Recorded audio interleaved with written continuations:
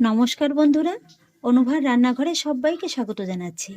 বন্ধুরা, আমার আজকের রেসিপি চুষি পিঠা। তবে অঞ্চল ভেদে কিন্তু এক এক জায়গায় এক এক নামে এটাকে ডাকা হয়। কেউ বা বলেন এটাকে হাতে কাটা সিমুই, আবার কেউ বা বলেন কিন্তু চুই পিঠা। তো সেই জন্য দেখুন বন্ধুরা, এখানে আমি একটি কড়াইয়ের ভিতরে নিয়ে নিয়েছি 2.5 কাপ মতো জল। আর এবার এই জলের ভিতরে দিয়ে দেবো আমি স্বাদ অনুযায়ী লবণ। লবণটাকে জলের সঙ্গে খুব ভালোভাবে মিশিয়ে নেব। আর তারপর গ্যাসের ফ্লেম মিডিয়াম লোতে রেখে এইভাবে ঢাকা চাপা দিয়ে প্রথমে আমি জলটাকে একটু ভালোভাবে ফুটিয়ে নেব। জলটা কিন্তু খুব ভালোভাবে ফুটে গেছে, ঢাকাটাকে খুলে নিচ্ছি। আর এবার গ্যাসের ফ্লেমটাকে একেবারে কমিয়ে দিয়ে আমি এর ভিতরে অ্যাড করব 2.5 কাপ চালের গুঁড়ো। আমি এখানে বাজারের কেনা শুকনো আতপ চালের গুঁড়োটা নিয়েছি, তাই কিন্তু যতটা জল ততটাই চালের গুঁড়ো নিয়েছি।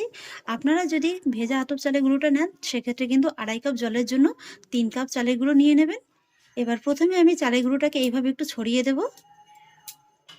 তারপর লো ফ্লেমে এইভাবে ঢাকা চাপা দিয়ে আমি চালের গুঁড়োটাকে সেদ্ধ করে নেব 5 মিনিটের মতো। 5 মিনিট বাদে এবার ঢাকাটাকে তুলে নিচ্ছি। এবার এই চালের গুঁড়োটাকে এই জলের সঙ্গে খুব ভালোভাবে নেড়ে চেড়ে মিশিয়ে নেব। আর এইভাবে মেশাতে মেশাতে আমি একটা ডো তৈরি করে নেব। লো ফ্লেমে আরও প্রায় 4 থেকে 5 মিনিটের মতো এইভাবে অনবরত নেড়ে চেড়ে আমি চালের গুঁড়োটাকে খুব ভালোভাবে সেদ্ধ করে নিয়েছি। এই যে দেখুন বন্ধুরা, খুব সুন্দরভাবে কিন্তু চালের গুঁড়োটা সেদ্ধ হয়ে গেছে। এই যে ছোট ছোট টিপসগুলো কিন্তু আপনারা অবশ্যই ফলো করবেন, তাহলে কি হবে, পিঠাগুলো যখন আপনারা দুধে ছাড়বেন, পিঠাগুলো কিন্তু আর ভেঙে যেতে পারবে না। আপনারা যদি বাজারে কেনা চালের গুঁড়ো দিয়েও পিঠাটা তৈরি করেন, একদমই কিন্তু ভেঙে যাওয়ার কোনো চান্স থাকবে না। এবার আমি গ্যাসের ফ্লেমটাকে অফ করে দেবো। আপনাদের বোঝার সুবিধার্থে আমি আরও একটা ছোট টিপস বলে দিচ্ছি। হাতে এইভাবে সামান্য একটু ডো নিয়ে দেখবেন।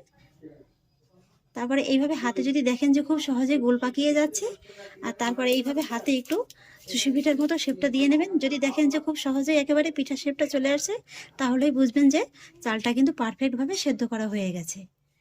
আর এবার আমি এই ডোটিকে এইভাবেই কড়াইতে একটু ছড়িয়ে রেখে দেবো, আবারও ঢাকা চাপা দিয়ে 5 মিনিটের মতো। তবে এই সময় কিন্তু গ্যাসের ফ্লেমটাকে অফ করে দিতে হবে। এবার 5 মিনিট বাদে ডোটিকে একটা বড় জায়গার ভিতরে আমি নিয়ে নিচ্ছি।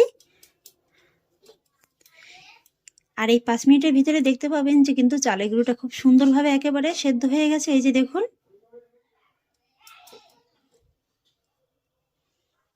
আর তারপরে ডোটিকে কিন্তু এইভাবে গরম গরম অবস্থাতেই একটু ভালোভাবে মেখে নিতে হবে।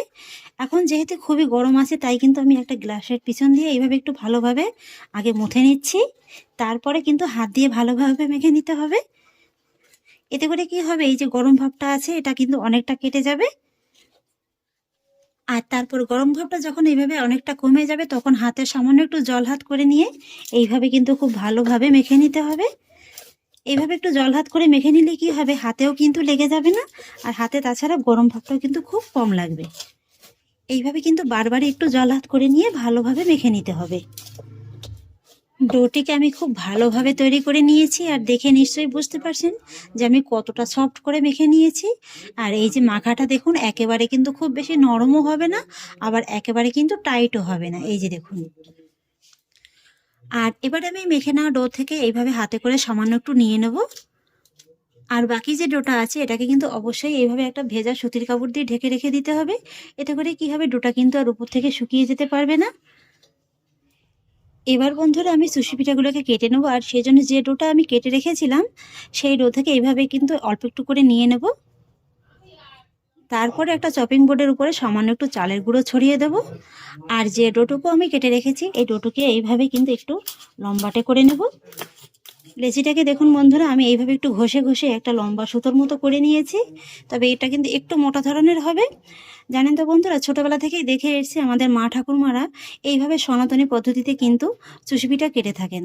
তো আজকাল অনলাইনে অনেকেই দেখতে পাচ্ছি যে বিভিন্ন রকম ঝাঁঝরি হাতা কিংবা গ্রেটারের সাহায্যে চুষি পিঠা কেটে থাকেন। তো সেভাবে ঠিকঠাক হয় কিনা আমার সঠিক জানা নেই, আপনাদের একবার সেটা দেখিয়েও দেব। এইভাবে দেখুন, প্রথমে কিন্তু এইভাবে একটু যে সুতোটা আমি কেটে রেখেছি তা থেকে এইভাবে ছোট ছোট করে কেটে নেব।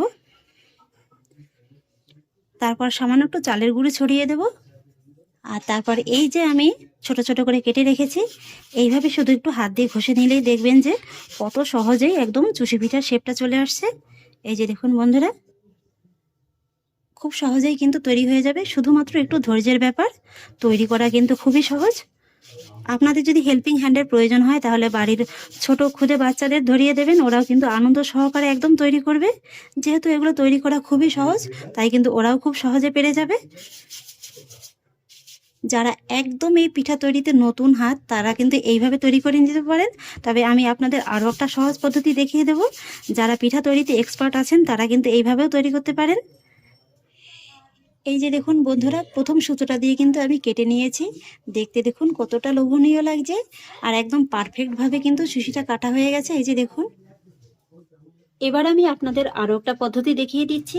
যারা পিঠা তৈরিতে একদম এক্সপার্ট তারা কিন্তু এইভাবেও তৈরি করে থাকেন। এই যে দেখুন, আমি একটা শিল নোড়া নিয়ে নিয়েছি। শিলের ভিতরে নিয়ে নেব সামান্য একটু চালের গুঁড়ো, আর এইভাবে একটু সুতো কেটে নিয়েছি। তারপরে দেখুন ঠিক এইভাবে একটু ধরে, এই যে দেখুন,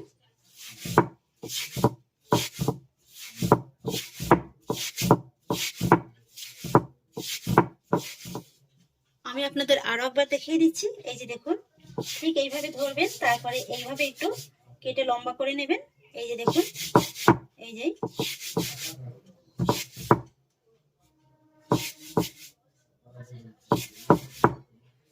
এইভাবে তৈরি করা কিন্তু একেবারে খুবই সহজ।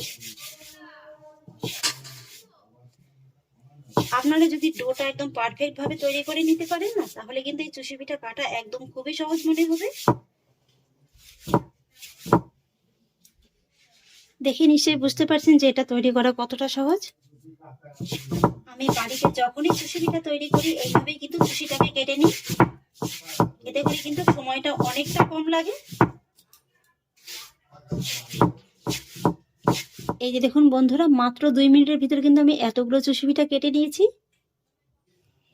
এবার আমি আপনাদের দেখিয়ে দিচ্ছি সেই পদ্ধতিটা, যেটা আজকাল আমি প্রায় ফোনে দেখতে পাই। অনেকেই গ্রেটার কিংবা ঝাঁঝরিয়াতার সাহায্যে চুষি পিঠা কেটে থাকেন। সেটা আদৌ সম্ভব হয় কিনা সেটাই আপনাদের দেখিয়ে দিচ্ছি। আর সেই জন্য দেখুন, এখানে নিয়েছি আমি একটা ভেজিটেবল গ্রেটার। এইভাবে গ্রেটারের সাহায্যে একটু প্রথমে ঘষে ঘষে দেব। এই যে দেখুন,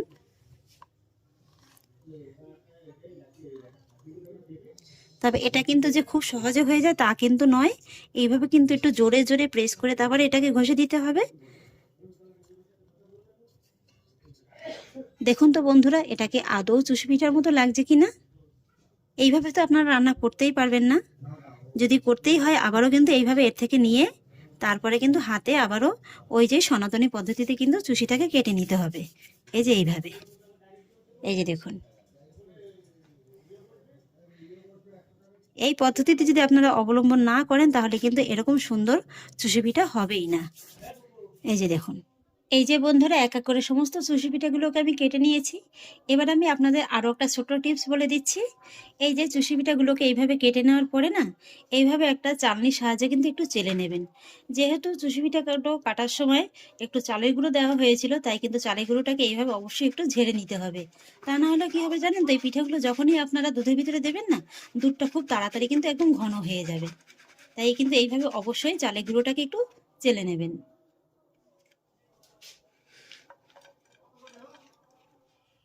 এবার বন্ধুরা, আমি চুষির পায়েসটা রান্না করে নেব, আর সেই জন্য একটি কড়াই বসিয়ে দিয়েছি। আর কড়াইতে দিয়ে দেবো 1.5 লিটার গরুর দুধ। দুধটাকে কিন্তু আমি একবার জাল করে একটা বলক তুলে নিয়েছিলাম। আর এবার আমি এই দুধের ভিতরে অ্যাড করব 2টো তেজপাতা, সেই সঙ্গে অ্যাড করব 5-6টার মতো ছোট এলাচ, মুখটাকে ফাটিয়ে নিয়েছি। এভাবে একটু ছোট এলাচ দিয়ে দেখবেন, ফ্লেভারটা কিন্তু দারুণ আসবে। তবে আপনারা অপছন্দ করলে স্কিপ করে যেতে পারেন। আর একই সঙ্গে অ্যাড করব আবার একটু স্বাদ অনুযায়ী লবণ। এবার মিডিয়াম হাই ফ্লেমে প্রথমে আমি দুধটাকে একটু জাল করে নেব। যেহেতু দুধটা আবার আগেই জাল করে একটা বলক তুলে নেওয়া আছে, তাই কিন্তু খুব বেশি সময় নিয়ে জাল করার প্রয়োজন নেই। একটা বলক তুললেই কিন্তু হয়ে যাবে। দুধটাকে দেখুন বন্ধুরা, জাল করে আমি একটা বলক তুলে নিয়েছি। এর থেকে কিন্তু আর বেশি করে দুধটাকে জাল করে নেওয়ার কোনো প্রয়োজন নেই। আর ঠিক এই পর্যায়ে আমি গ্যাসের ফ্লেমটাকে একেবারে কমিয়ে দেব। আর তারপর এর ভিতরে অ্যাড করব গুড়। এখানে আমি 2 কাপের মতো খেজুরের পাটালি গুড়টা নিয়েছি, আর গুড়টাকে এইভাবে একটু কুচিয়ে নিয়েছি, যাতে করে দুধের সঙ্গে মেশাতে খুবই সুবিধা হয়। তবে গুড়টা মেশানোর সময় কিন্তু অবশ্যই গ্যাসের ফ্লেমটাকে একেবারে লোয়ে রেখে তারপরে গুড়টাকে মেশাবেন, তা নাহলে কিন্তু দুধের ভিতরে ছানা কেটে যেতে পারে। আর চেষ্টা করবেন একটু ভালো মানের গুড়টা নেওয়ার, তাহলে কিন্তু আর দুধে ছানা কাটার কোনো ভয় থাকবে না। আমি এখানে 2 কাপের মতো গুড়টা নিয়েছি। আপনারা কিন্তু আপনাদের স্বাদ অনুযায়ী গুড়টা কম বেশি করে নিতে পারেন। আর এখানে গুড়ের পরিবর্তে কিন্তু চিনিটাও দিতে পারেন। তবে যেহেতু শীতের সময়, শীতের এরকম নতুন গুড় দিয়ে কিন্তু যে কোনো পিঠাগুলি খেতে খুবই ভালো লাগে। এবার লো ফ্লেমে এই গুড়টাকে দুধের সঙ্গে খুব ভালোভাবে মেল্ট করে নেব। গুড়টাকে আমি দুধের সঙ্গে খুব ভালোভাবে মেল্ট করে নিয়েছি। আর এবার আমি দুধের ভিতরে অ্যাড করব চুষি পিঠাগুলোকে। এইভাবে কিন্তু পিঠাগুলোকে হাত দিয়ে ধরে একটু ছড়িয়ে ছড়িয়ে দেবেন। একবারে কিন্তু ঝপাত করে পিঠাগুলোকে দিতে যাবেন না, তাহলে কি হবে, একটার গায়ে একটা পিঠা পড়ে চাপে কিন্তু পিঠাগুলো ভেঙে যেতে পারে। তাই এইভাবে কিন্তু একটু হাত দিয়ে ধরে ছড়িয়ে ছড়িয়ে দিতে হবে। আর পিঠাগুলো দেওয়ার সময়ও কিন্তু গ্যাসের ফ্লেমটাকে একেবারে লোতে রাখতে হবে। পুরো পিঠাটাকে আমি দুধের ভিতরে দিয়ে দিয়েছি। আর এবার কিন্তু এইভাবে আলতো হাতে একটু পিঠাটাকে নেড়ে চেড়ে দিতে হবে। এই সময় কিন্তু পিঠাটা খুবই নরম থাকে, তাই কিন্তু খুব বেশি তাড়াহুড়ো করা যাবে না। আর লো ফ্লেমেই কিন্তু পিঠাটাকে রান্না করে নিতে হবে। দেখুন বন্ধুরা, চুষি পিঠাটাকে আমি খুব সুন্দর করে রান্না করে নিয়েছি। আর পিঠাটা ঠিকঠাক রান্না হয়েছে কিনা আপনারা কিভাবে বুঝবেন? পিঠাটা যখন ঠিকঠাক রান্না হয়ে যাবে না, তখনই দেখতে পাবেন যে পিঠাগুলো এইভাবে নিজের থেকেই একেবারে দুধের উপরে ভেসে উঠেছে। এই যে দেখুন কত সুন্দরভাবে পিঠাটা রান্না হয়ে গেছে। আর এই পিঠাটা রান্না করতে কিন্তু খুব বেশি সময় লাগে না। আমি যেহেতু একটু বেশি পরিমাণে করছি, তাই 8 থেকে 10 মিনিটের মতো সময়টা লেগেছে। আপনারা যদি পরিমাণে একটু কম করেন তাহলে কিন্তু সময়টাও কম লাগবে। এবার কিন্তু আমি পিঠাটাকে নামিয়ে নেব, কারণ যেহেতু চালের গুঁড়ো দিয়ে পিঠাটা তৈরি করা, তাই কিন্তু যখন ঠান্ডা হয়ে যাবে পিঠাটা কিন্তু আরেকটু ঘন হয়ে যাবে। তাই এইভাবে কিন্তু পাতলা থাকা অবস্থায় পিঠাটাকে নামিয়ে নিতে হবে। আর এই যে দেখুন বন্ধুরা, আমার কিন্তু একটা পিঠাও ভেঙে যায়নি। কেনা চালের গুঁড়ো দিয়ে তৈরি করা, তবুও দেখুন পিঠাগুলো একদম কত সুন্দর গোটা গোটা আছে। আমি গ্যাসের ফ্লেমটাকে অফ করে দিয়েছি। আর এবার আমি পিঠাগুলোকে হালকা করে একটু ঠান্ডা করে নিয়ে তারপর পরিবেশন করব। এইভাবে যদি দুধ চুষি পিঠা না খাওয়া হয়ে থাকে, তাহলে বন্ধুরা অবশ্যই এবার শীতে একবার এইভাবে বানিয়ে খেয়ে দেখুন। খেতে কিন্তু অসম্ভব মজাদার লাগে। আর শীত চলে গেলে কিন্তু এই পিঠা খেতে আর ভালো লাগবে না। পিঠাটা কিন্তু এখনো বেশ ভালোই গরম আছে, তবুও দেখুন দুধটা কিন্তু আগের তুলনায় অনেকটা ঘন হয়ে গেছে। পিঠাটাকে আমি একটা সার্ভিং বলে সার্ভ করে নিচ্ছি, তারপর আপনাদের পরে দেখিয়ে দিচ্ছি। তাহলে আশা করছি বন্ধুরা, আমার আজকের এই চুষি পিঠা রেসিপি আপনাদেরও খুব ভালো লেগেছে। আর দেখতেই পেলেন কত সহজ উপায়ে ছোট ছোট টিপস সহ আপনাদের শিখিয়ে দিলাম। আর আমার আজকের এই রেসিপিটি যদি আপনাদের ভালো লেগে থাকে, তাহলে আমাকে অবশ্যই একটা লাইক এবং কমেন্ট করবেন। সেই সঙ্গে বন্ধুদের সঙ্গে শেয়ার করবেন। আর প্লিজ বন্ধুরা, যদি আমার পরিবারের নতুন সদস্য হয়ে থাকেন, তাহলে একটা সাবস্ক্রাইব করে পাশে থাকা বেল আইকনটি প্রেস করে দেবেন। ফিরে আসছি পরের অন্য কোনো নতুন রেসিপি নিয়ে। সবাই ভালো থাকুন, সুস্থ থাকুন। ধন্যবাদ।